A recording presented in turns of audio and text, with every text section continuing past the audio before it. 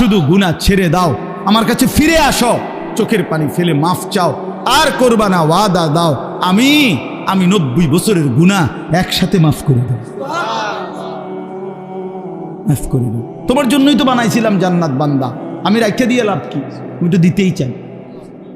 ওয়া আন্না আযাবি হুয়াল আযাবুল আলীম, এই সর্বশেষ আল্লাহ বলছে যে হে বান্দা, এই দেখেন কথাটা শেয়ার, ছেলেরা তোমরা বলো ভাই শোনো, শেষ কথা আল্লাহ তাআলা নবীকে বলছে, বন্ধু এতভাবে বললাম, জান্নাতের সৌন্দর্যের বর্ণনা দিলাম, আমি মাফ করে দিমু কইছি, হয় ফিরে আসলে মাফ, 90 বছর হোক 70 বছর হোক, আসমান পরিমাণ হোক, এরপরও আমি বলছি গুনাহ যদি ছেড়ে দেয়, আবার নতুন করে যদি আমার ইবাদত শুরু করে, আমি পিছনেরটা কি করে দেব? এরপরেও যদি কেউ গাদ্দারি করে, গাদ্দারামি করে, আল্লাহ বলে আমার কথা পাত্তা না দেয়, তো আপনি তারে বলে দিয়েন আন্না আযাবি হুয়াল আযাবুল আলীম, এই নাফরমান মনে রাখিস আমি আল্লাহর আযাব কিন্তু বড়ই ভয়ানক। তুই মনে রাখিস বান্দা, আমি কিন্তু আযাবও দেব বড় সাংঘাতিক, আযাবুল আলীম।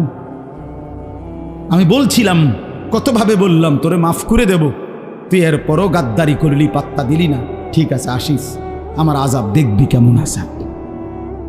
এই জন্য আমরা যদি প্রত্যেকেই ফিকির করি, হিম্মত করি, দয়া করে আমার সবগুলো নওজোয়ান ভাইদের কাছে অনুরোধ করলাম, বাবা চাচাদেরকে অনুরোধ করলাম, আমরা সবাই মিলে ইনশাআল্লাহ আল্লাহর দিকে ফিরব, ঠিক আছে না? ইনশাআল্লাহ গুনাহ ছেড়ে দেই, ইবাদতে অভ্যস্ত হই, বিশেষ করে 5 ওয়াক্ত নামাজ আমরা সবাই ধরে ফেলি, আল্লাহ বরকত দিবে।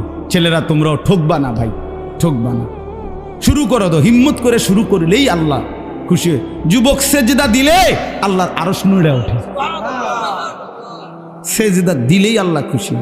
নওজোয়ান ছেলে, নওজোয়ান সেজদা দিলে আল্লাহ বলে আরশ আজিম থেকে যে যুবক সেজদা দিলি, আমি তোর ওয়াদা দিলাম হাশরের ময়দানে আমার আরশের নিচে ছায়া দিবি। আল্লাহর কথা, এই যে কোরআন সুন্নাহর ইলমের জন্য আদব জরুরি, এটা একটা গুরুত্বপূর্ণ বিষয়। আমাদের এই কোরআন সুন্নাহর জ্ঞান আর এমনি জেনারেল জ্ঞান এক কথা না। স্বাভাবিক যে আমরা জেনারেল শিক্ষা যেগুলো বাংলা, অঙ্ক, ইংরেজি পড়ি, আমরাও পড়ছি, সেইটার হুকুম আর এটার হুকুম এক না, মানও এক না। খালেকের কথা আর মাখলুকের কথা এক হইতে পারে না। আল্লাহর সাথে বান্দার কোনো তুলনা হয়? তো আল্লাহর কথার সাথে বান্দার কথার তুলনা হবে কিভাবে? কি তুলনা হবে বলেন তো? এই জন্য হাদিসের মধ্যে আছে, ভাই কথা বলো না ভাই, চেষ্টা করে দেখো, যে দূর জায়গা করে দাও।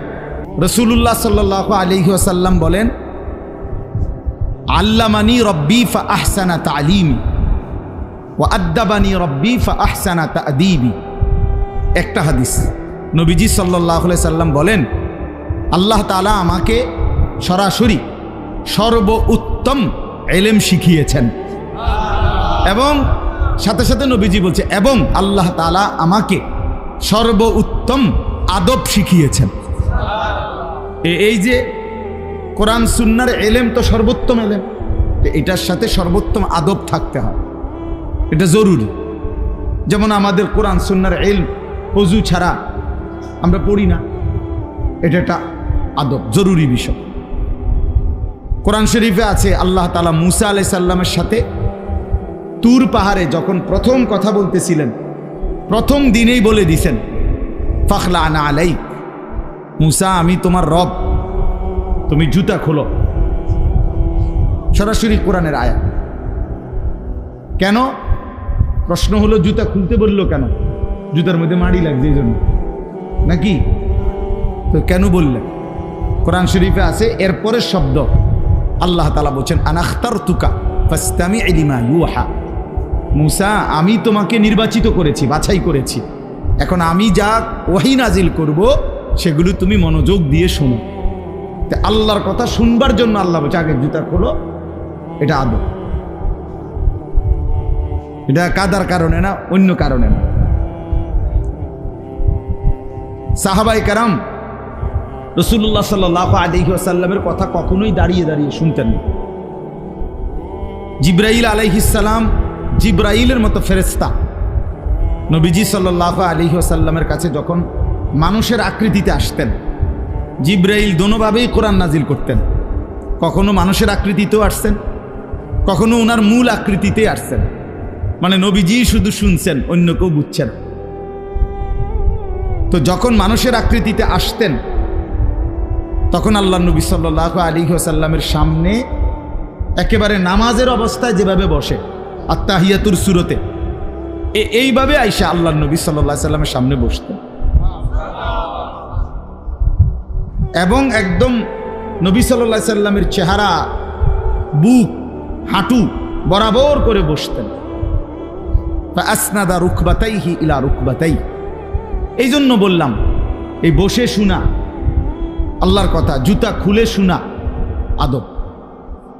এখন দাঁড়িয়ে দাঁড়িয়ে যারা শুনে মনে করেন তাদের দুইটাই লঙ্ঘন না, একে তো পায়ে জুতা পরা, নাহলে হে দাঁড়াইছে কেমনে, ঠিক না?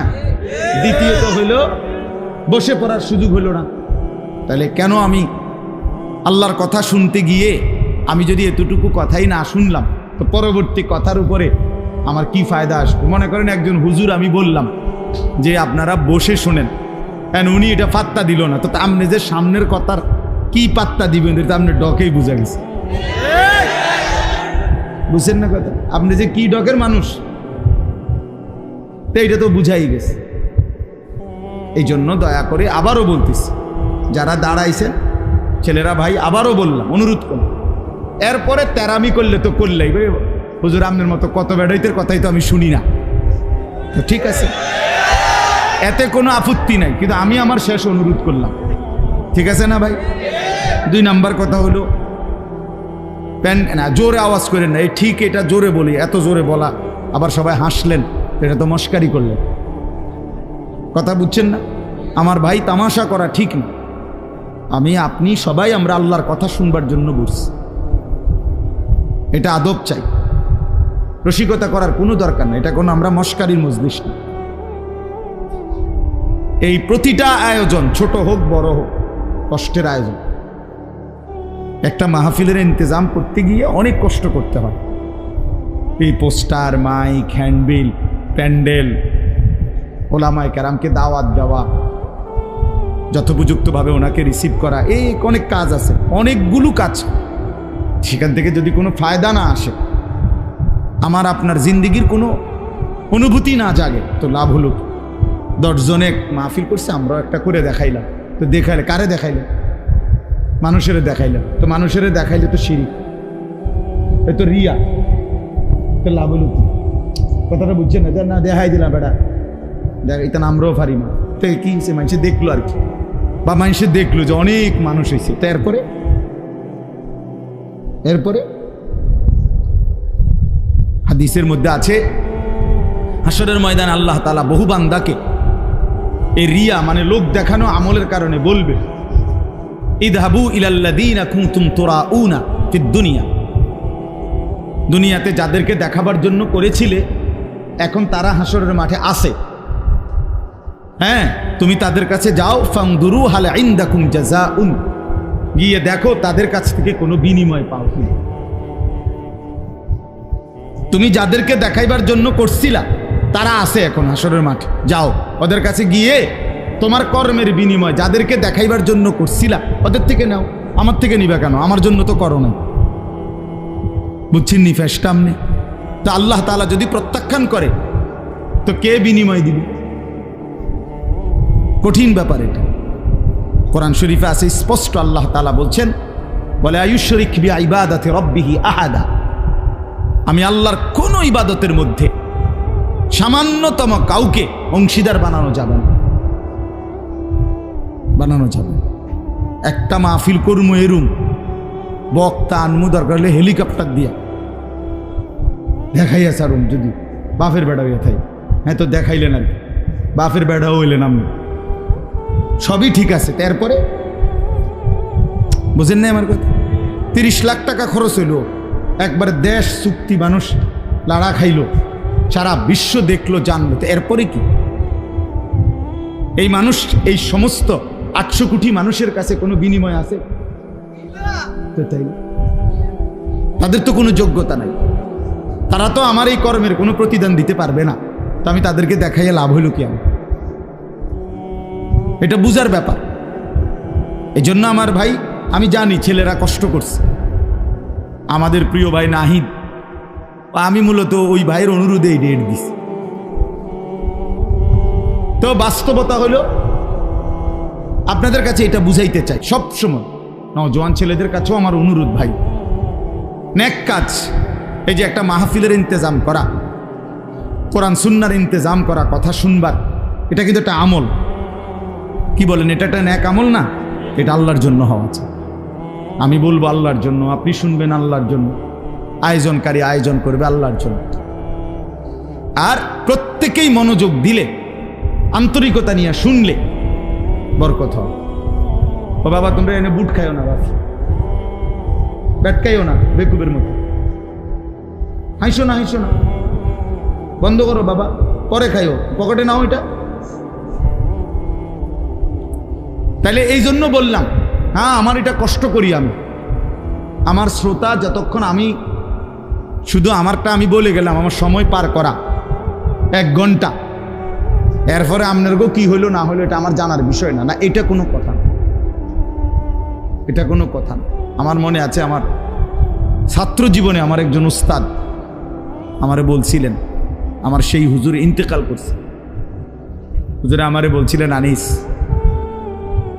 যখনই আল্লাহর কথা বলতে বসবা তো এটা মনে রাখো যে মানুষগুলোর সামনে বসছো, এই মানুষগুলো তোমার বান্দাও না, তোমার উম্মত না।